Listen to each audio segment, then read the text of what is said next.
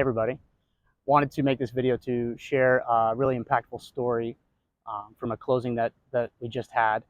You know, closings are always such a happy occasion, and it took me a little bit longer than I wanted to make this video, just because honestly, this closing was bittersweet. And one of the reasons it's a little bitter is because, well, that's why it's taken me so long to make the videos, because it's taken me a little bit of time to be able to talk about the loss of my friend and still keep it together. So here goes. But you might, if you're a longtime subscriber or follower of the channel, there was a video that I made where it was literally the longest loan process that I've ever helped somebody with. Was for a client named Michaela Dan. I have her permission to share this info. And I think I pre-approved her in July of 2022, and we closed on her house in Puerto Rico in about a year, 13 months later, I believe, in August of 2023. And she went through a hell of a process. I mean, she had a really, really great real estate agent, Ian Carmona, and Ian was there for her through thick and thin. I mean, I'm telling you, we were in process for so long. She had to pay for 2 appraisals. There was a title issue with like an inheritance problem with a bunch of heirs living in the States that all had to, you know, either fly to Puerto Rico or do powers of attorney and get all signed anyway. It was a super long process, just brutal. And we closed her. And the day that we closed, I'll never forget, like Michaela, Ian, and I, we went across the street from where the title company where we had just closed, and just had some beers and just hung out and ate a little bit of food. But I remember that Ian, you know, he was already he was looking a little skinny, and said he wasn't that hungry and that he wasn't able to take any medicine. And I remember asking him about it kind of after the fact, you know, when it was just us.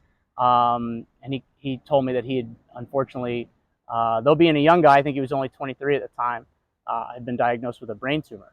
And so they were, you know, he was in the process of getting treatment. They were optimistic.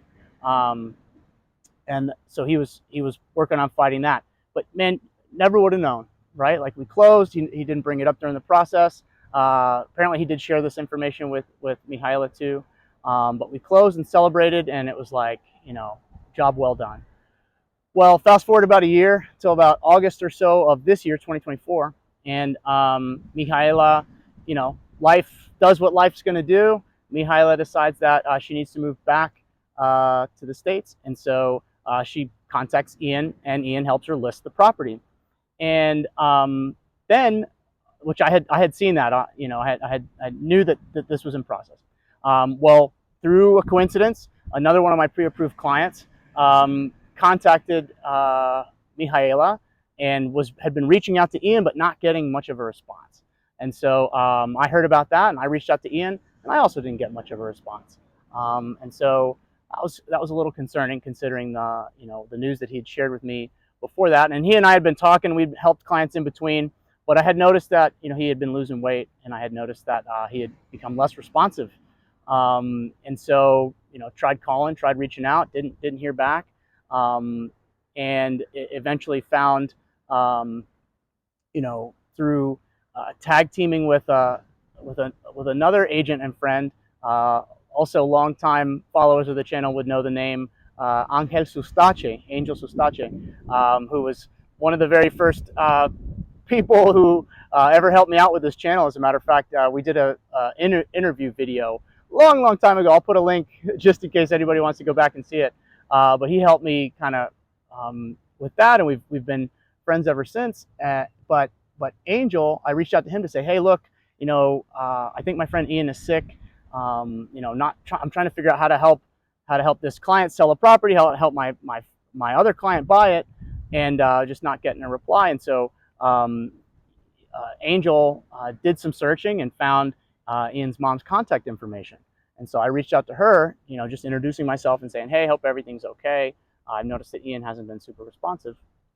And unfortunately, she just responded to, you know, to pray for a miracle, that he wasn't doing well, and that things were declining for him.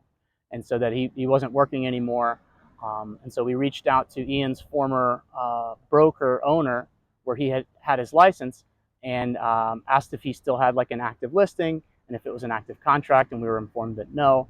And so that we were given the green light then by Ian's family and the broker owner to draft up a new contract with Angel helped us with. And so we went under contract. Thankfully had a smooth process. There were some repairs needed, if I remember correctly, but we were able to get to the closing table, and it was kind of wild because we got cleared to close, and I reached out and told Ian, just like, sent a WhatsApp message. Didn't hear back, which was okay, which was kind of like the normal thing at this point. And then we got closing scheduled, and literally the day that the closing, right after we got closing scheduled, I got notified by Ian's family that he had sadly passed away, and that they were obviously very upset, and they sent me the funeral details, and wouldn't you know it, the funeral was scheduled for the exact same day and time as the closing. And I don't know if that's like a cosmic joke or some kind of poetry, or I don't know. I don't tend to give those kinds of things too much credence, but that was kind of a wild coincidence. So on that morning, I went and said goodbye to my friend Ian, and then went and closed.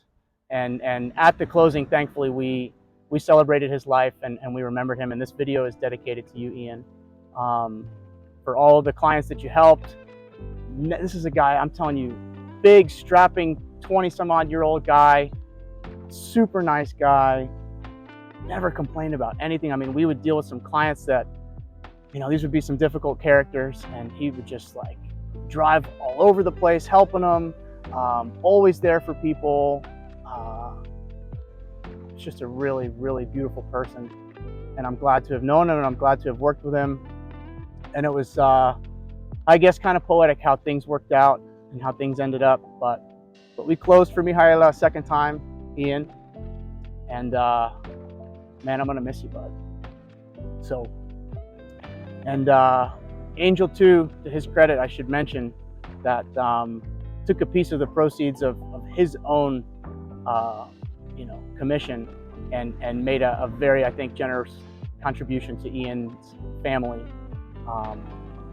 And so there's really good people out there. There's good people in real estate. There's good people in Puerto Rico. I don't think this is any news. I'm not saying it like people saying that there's not, but I'm just really grateful to have known Ian, and to know Mihaela, to know Angel. And man, it's easy to trip on, oh, there's dirty dishes, oh, there's groceries that need to get bought and put away, and oh, there's all this laundry. But man, even that mundane stuff, like, I'm pretty sure Ian's mom right now would really wish for him to make a dirty load of laundry, or to dirty some dishes.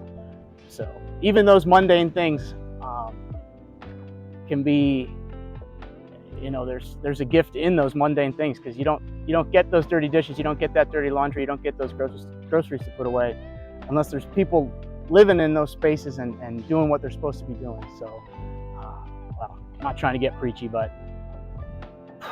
just wanted to make this one for my buddy Ian, and yeah, to share that story.